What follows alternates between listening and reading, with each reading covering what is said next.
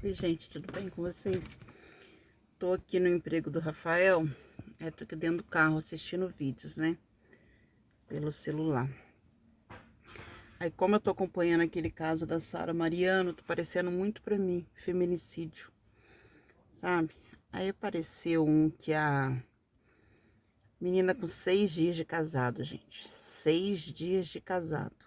Começou uma discussão, o marido foi na cozinha, pegou uma faca e matou ela a facada. E outros vários e vários casos. Da mesma forma. Aconteceu uma discussão, o marido matou. Aconteceu uma discussão, o marido tacou a cabeça na parede da mulher com tanta força que o telhado caiu. O embolso do teto caiu de tanta força que ele tacou a cabeça da mulher na parede. Aí ficam tentando, sabe, achar desculpas pelo que o Ederlan, né, que é o marido da Sara Mariano, fez. Ele fica falando que ela era adúltera, que ela era isso, que ela era aquilo, que ela era aquilo outro. Tudo para dar desculpa do que ele fez. Gente, eu passei por isso, tá? Eu passei por isso e vou falar para vocês, eu que tô viva, porque as mortas, infelizmente, eles calaram a boca delas, né? Então elas não podem contar os testemunhos delas. Mas eu vou te contar, eu que saí viva dessa história. Vocês podem dizer que nós evangélicos endemoniamos tudo. Tudo pra gente é demônio. A gente não tem outra explicação. Eu vou ser sincera para vocês. É no meu caso, tá? Vou falar até o meu caso. Não vou nem falar sobre o caso das outras pessoas, que como eu não estava lá, não tem como eu dar testemunho sobre a vida de quem eu não conheço, de quem não estava presente. Mas eu vou falar sobre o meu caso. Gente, o meu ex-marido, eu trouxe ele de Salvador. Para quem não sabe, eu moro no Rio de Janeiro, no estado do Rio. Eu trouxe ele de Salvador, conheci ele num grupo evangélico, muito usado por Deus, sabe? Hoje em dia eu vejo que não era usado por Deus nada, era usado por Satanás, tá? Era uma obra de Satanás que ele fazia, não de Deus. Muito usado por Deus. Trouxe, casamos, depois que casamos, gente, transformação. Parece que como biblicamente o divórcio é considerado errado, né? Como o divórcio, biblicamente, é considerado errado. Acho que Satanás, acho que fala assim, agora casou, agora a gente pode fazer o que quiser, né? E realmente vou ser sincera pra vocês. Pior que podem, tá? Porque por muitas e muitas vezes era difícil eu conseguir me abrir com alguém, porque ele não deixava. Ele ficava ao meu lado 24 horas, vendo tudo que eu falava, com quem eu conversava. Eu, na época, tinha um pet shop, então eu não podia trocar mais que três palavras com o cliente. Se eu trocasse mais que 3 palavras, ele pegava o meu telefone e quebrava. Ele quebrou vários celulares meus, vários. No entanto, eu nem comprava celular novo mais, eu comprava celular de terceiros, porque eu sabia que ele ia quebrar. Então eu nem comprava celular novo mais. E por muitas vezes eu nem tinha celular mais, né? Eu usava o celular do meu filho. Então era assim, a pessoa falava bom dia, eu falava, respondia bom dia.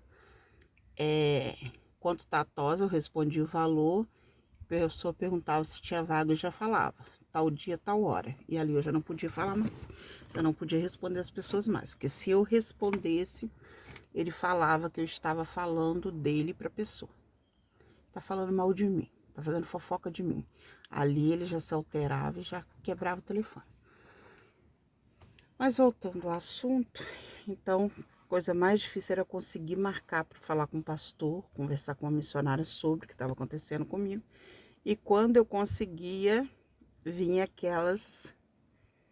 aqueles conselhos. A mulher sabe dificular, a tola destrói, vê aonde você está errando e conserta. Vale a pena você terminar o teu casamento, que biblicamente o divórcio não pode por causa disso. Aí pensava, realmente, né, divorciar porque por causa de um trabalho, aí largava de trabalhar. Divorciar porque ele não quer que eu converse com fulano, aí largava de falar com fulano. Quer divorciar porque ele não quer que eu converse com ciclano, aí ele parava de conversar com ciclano. Resumindo, gente, a minha vida chegou ao ponto de que eu ficava trancado dentro de casa 24 horas, eu não saía pra nada, pra nada, pra nada, pra nada. Lugar nenhum, festa de família, parei de frequentar, tudo que me convidavam, eu não ia. Quando a pessoa ainda conseguia me convidar, porque como ele tirou totalmente o meu acesso às pessoas, era difícil as pessoas falar comigo. Festa de família não ia, aniversário de amigos muito menos, amizades muito menos, pessoas frequentando a minha casa ele não gostava, eu frequentando a casa de ninguém não gostava. Então se resumiu a minha vida, eu trancada dentro de casa, literalmente trancada, tá, gente? Porque não podia janelas nenhuma ficar aberta, que ele falava que as janelas estavam abertas porque eu estava paquerando um homem na rua, então janelas todas fechadas. E eu sentada no sofá longe da janela ainda, que eu não podia ficar perto de janela não, mesmo ela fechada. Não podia ficar perto. Banheiro ele ia junto, tá? Fazer necessidades, ele ia junto. Se ele precisasse fazer as necessidades dele, eu tinha que parar tudo que eu tô fazendo e ir junto com ele ao banheiro. Ele não ficava, gente, a 1 metro de distância de mim, era o tempo todo colado, o tempo todo junto, tá? O tempo todo junto. Se alguém chamasse no portão, eu tinha que esperar ele vir para ir junto comigo. Se, por exemplo, a pessoa pedisse um copo de água, nem ele entrava para pegar, e se eu entrasse para pegar, ele também ia junto, tá? Era o tempo todo grudado, o tempo todo grudado, o tempo todo grudado, literalmente. Nem com os meus filhos eu podia conversar. Se eu conversasse com os meus filhos, ele falava que eu estava tramando para os meus filhos arrumar homens para mim. Então eu não podia conversar com os meus filhos dentro de casa. Era totalmente isolada de todo mundo, de todo mundo. E mesmo assim, tá? Mesmo assim, ele me ameaçava de morte o dia inteiro. O dia inteiro ele ficava sentado do meu lado, falando assim: eu vou te matar. Eu vou te matar. Eu vou botar fogo nessa casa com você e seus filhos dentro. Vou botar fogo no seu carro e vou embora. Ninguém vai me achar. Eu vou embora.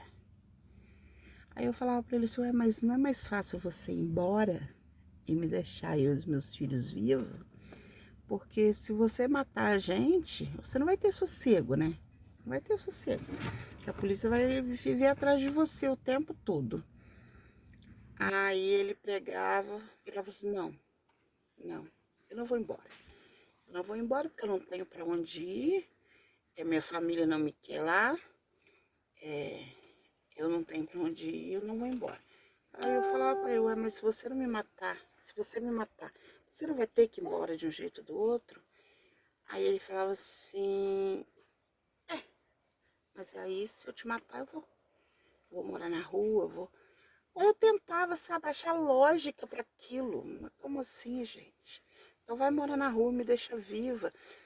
Porque a gente que é do bem, gente, a gente que não deixa Satanás ordenar a vida, orquestrar a vida da gente, né? Tem certas coisas que a gente não acha lógica, sabe? Por que eu vou matar o cara? Porque eu quero separar, eu vou matar o cara. Então, não tem lógica pra mim. Tá dando certo, vou largar dele, ele vai viver a vida dele. E eu vou viver a minha, mas essas pessoas que deixam Satanás orquestrar a vida deles, para eles a lógica não tá dando certo, vou matar. Não tá dando certo, vou matar. E o fato de acusar de adultério, o meu fazia a mesma coisa, tá? Isso aí também, pra mim, não é novidade, não. O meu me acusava, filho, de ser sincera pra vocês, chega a ser nojento. Mas ele me acusava de andar até com os meus filhos. Até com os meus filhos. Todo mundo que se aproximava de mim, pra ele era caso mesmo. Meus sobrinhos, lá em casa a gente tem mania, né? De abraçar. Então, os meus sobrinhos, ele falava que eu andava com os meus sobrinhos. Eu falava assim, nossa, as pessoas não têm noção de como a tua família é nojenta. As pessoas não têm noção de como você é nojenta. As pessoas que te vê na rua, as pessoas que te vê em redes sociais não têm noção de como você é nojenta, você é falsa, você é podre, porque você não tem um pingo de respeito, você não se dá o respeito, você não respeita os teus filhos. Você não respeita os teus sobrinhos, você anda com todo mundo, você é uma adúltera. E isso, gente, para mim não tem lógica a não ser Satanás que bota isso na cabeça desses homens, porque não tem lógica, sabe? É umas coisas assim muito. Eu acho, gente, que Satanás deixa a cabeça deles tão podre que passa, sabe, essas coisas na cabeça deles. Porque eu vou ser sincera pra você, em mim não passa uma coisa dessa. Aí, gente, é isso que eu tinha que falar, sabe? Eu não acredito em adultério dela. Não acredito mesmo que ela era uma adúltera. Pode até ser que me surpreenda, sabe? Eu acho que no fundo, o que eu vejo ali era o que acontecia comigo, com o meu. Ele era um falso homem de Deus. Ele era um homem de Deus falso, entendeu? E eu seguia Deus direitinho. Então, tipo, que ele tinha ódio de me ver sendo usada, sabe? Tinha ódio de me ver sendo usada. Isso sem contar a fúria de Satanás, né, gente? De tá me vendo fazer a obra. E vem tudo isso incluído, né? Acho que é mais sobre isso, sabe? É mais sobre isso. Como tem o coração duro, como tem o coração podre. Por mais que eles preguem, que eles façam, eles sabem que não estão fazendo por Deus, que não vem de Deus, sabe? Aí quando eles vê a gente fazendo que vem de Deus e por Deus, acho que eles sentem tipo um ódio, sabe? É esquisito. Só que ao mesmo tempo eles tentam tirar nosso mérito. Porque não adianta, a pessoa que convive com você 24 horas sabe quem você realmente é, né? Foi até onde eu comecei a ver que a obra dele não era obra de Deus, porque a gente acabava de sair de campanha, gente. O cara vinha me agredindo, sabe? Vinha me agredindo dentro do carro com as coisas que ele colocava na cabeça dele. Sabe como? Por exemplo, se o pregador fosse homem, eu tinha que ficar de cabeça baixa, eu não podia prestar atenção na pregação. Se eu prestasse atenção na pregação, ficava, ele costumava dizer, se mordendo. Tava se mordendo pro pregador, que não sei o que tem, não sei o que mais. Quando a gente ia em igreja que ele não queria ir, ele falava que eu combinava pregação. Você quer ir nessa igreja porque você tá combinando pregação. Você combinou pregação. Eram umas coisas assim tão loucas, sabe? Que eu ficava assim, gente. Só que eu achava que, que isso estava acontecendo em Salvador, sabe? Que em Salvador acontecia isso, por isso que ele me acusava. Eu falei assim, gente, qual é a lógica de eu virar pro pregador e falar assim, tem como você pregar tal coisa, tal coisa, tal coisa hoje, que é pra jogar piada pro meu marido? Não vejo lógica pra isso, gente. Mas é sobre isso, sabe? É fúria do inimigo. Fúria do inimigo, e infelizmente, ele conseguiu acabar com a obra dessa pobre coitada. Tipo, salvação dela, ele não conseguiu, não. Em nome de Jesus. Ela tá descansando em Deus uma hora dessa. Só que a obra dela foi parada.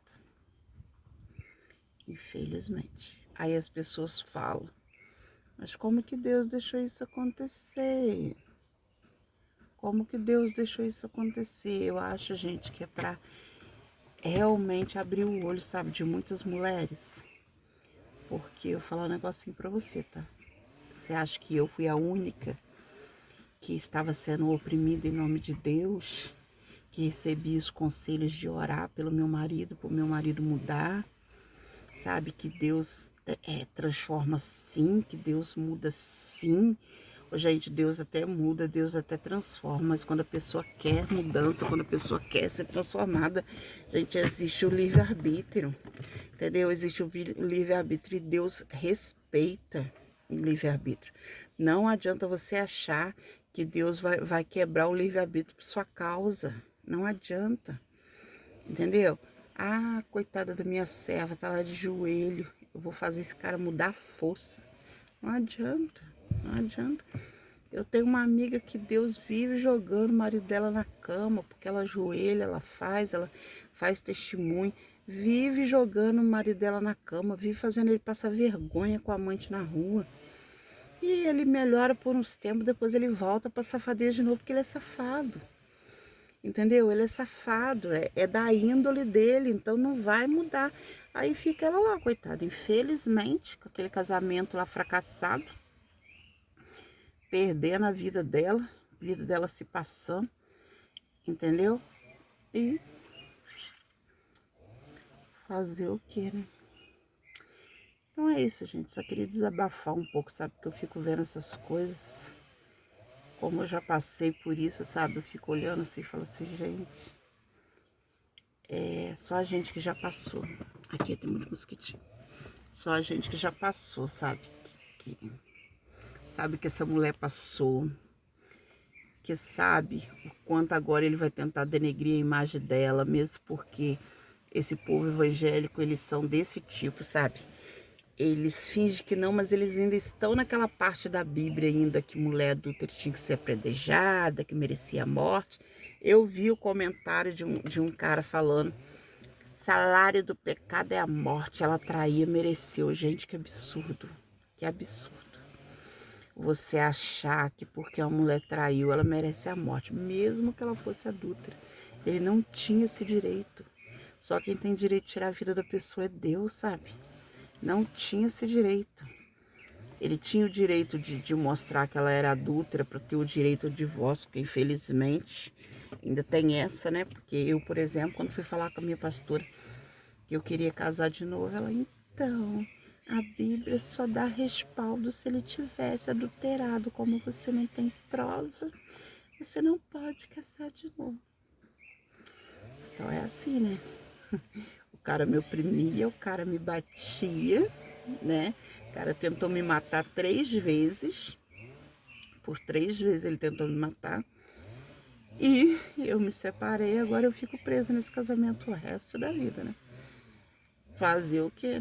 Biblicamente não temos respaldos, né? Não temos respaldo sobre isso. Porque na época o povo de Israel, os homens de Israel serviam a Deus, né? Eles, como se diz, seguiam o evangelho, né? Eles seguiam os ensinamentos de Deus. Então eles não matavam as mulheres deles.